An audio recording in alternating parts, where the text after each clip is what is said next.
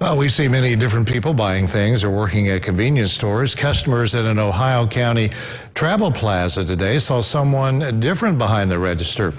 Kentucky Congressman James Comer. Eyewitness News' Mike Pickett explains why he was there from our Owensboro newsroom.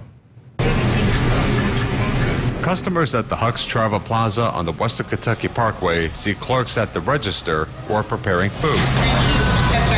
For 1 hour this morning, they saw a U.S. Congressman work alongside them. It's interesting for somebody like him to get to see what we do. Pretty good deal. They need to get out and see how the rest of the people live. Congressman Comer was behind the register and behind the scenes, learning what it takes to run a convenience store, how the workers are trained, and what it's like behind the counter.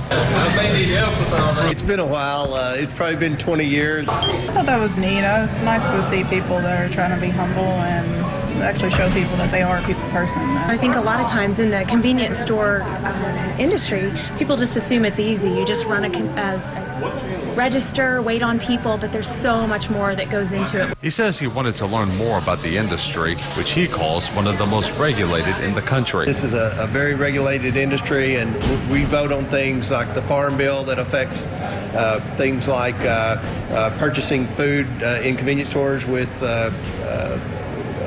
EBT cards. So I want to make sure that I understand the challenges that the industry has. Comer also says he learned more about the technology and how workers confirm IDs of those buying alcohol or tobacco products. Workers hope he understood more about what they experience behind the counter. I hope he did. I can only hope. In Ohio County, Mike Pickett, Eyewitness News.